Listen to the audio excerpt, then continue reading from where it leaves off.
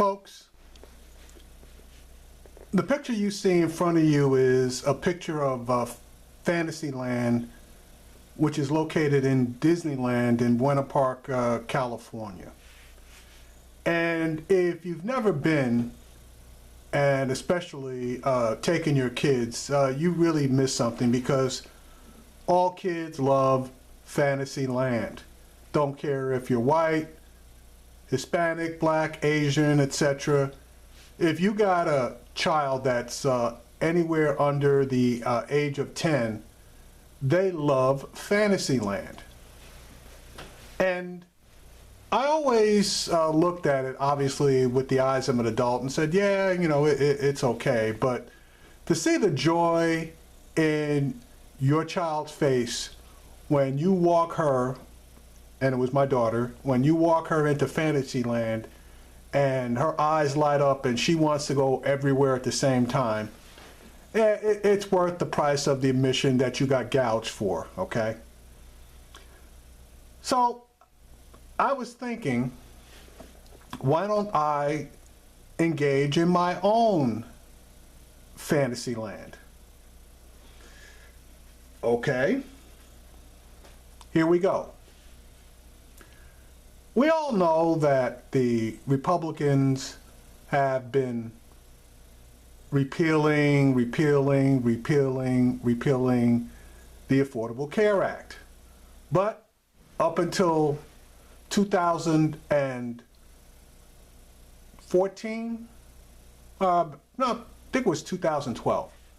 2012, it could really never get anywhere because the Senate Democrats were in the majority and had enough votes to block the law from going into effect, because obviously President Obama wasn't going to sign it, he was going to veto it, but they even stopped it from actually getting to his desk. But all that changed when the Democrats lost the Senate. So the Republicans continued to repeal Obamacare. Okay. I got an interesting scenario for you. Let's say the Democrats stopped playing checkers and started playing chess. What do I mean by that? Well, as you all know, the Republicans are not going to really repeal all or even most of Obamacare. Why? Because they can't do it and provide the same level of service, or as Mr. Trump would say, cover everybody for lower cost. They just can't do it. So they are going to hee and haw around repealing Obamacare. As I stated, President Trump issued a bullshit, does nothing executive order about Obamacare, but nothing definitive is going to happen for a long period of time. Now, the Republicans are under a time restraint. Insurance companies make the decision on what the premiums are going to be approximately March 1st. Now, they could probably delay it 30 days, but they darn sure aren't going to delay it more than that. So let's use April 1st, the outside potential date. The Republicans are not in a position to come up with a plan by April 1st that is going to meet all of the criteria that they need to in order not to get assassinated in 2018. That's just a fact of life.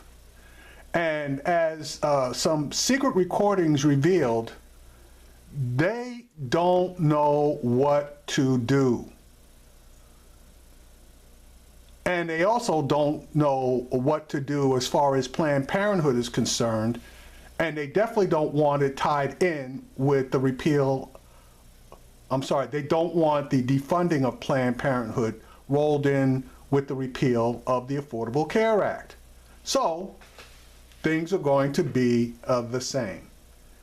Now, speaking of checkers and chess, the Republicans are pretty good at playing chess. They're pretty good at planning ahead when it comes to opposition to any of the ideas that the Democrats want to put forward or do put forward. So let's flip the script. If President Obama and the Democrats had been playing chess back in September or even October, if they had been playing chess, they might have been willing to take the risk of allowing, obviously it wouldn't be allowing, but all Democrats voting against the repeal and all of the Republicans obviously voting for the repeal. At that point, they would have had passage in both the House and the Senate, and as usual, it would have gone to President Obama's desk for signature. In my fantasy land, guess what? President Obama goes before the American public on primetime TV and states that he is tired of fighting with the Republicans and he is going to let them have their way. He is not going to veto the bill on his desk. Now, it takes 30 days for the bill to go into effect, so you obviously want that to go down somewhere around, let's say, 2 weeks or so before the election. The bill is sitting there, and you know by law, if the president doesn't sign or veto any past legislation on his desk, 30 days later, the bill automatically goes into law. So what you do is you tell the American people that the bill is on your desk and that you are not going to veto that bill at this point in time. You are going to let it run. And then you list the name of every GOP Republican House of Representative member and every Republican Senate member that voted for the bill. And you tell the American people that if they have a problem with the lack of health insurance going forward, if they have a problem with not being covered for pre-existing conditions and not being able to cover their kids until they're 26 and hitting lifetime or annual caps, these are the people that you need to hold responsible, because since they are expressing your will, I'm going to go along with it. Obviously, the new enrollment periods are going to go by the boards. Obviously, the Medicaid expansion is going to disappear, so people are going to be thrown off of Medicaid. You are going to have some pissed off folks. And you direct the American people to express their anger at the voting booths. If you have played it correctly, the people that voted to get rid of health care for 20 million people are not going to survive too long. And Mr. Trump, who has consistently advocated for repeal the Affordable Care Act, is not going to be elected.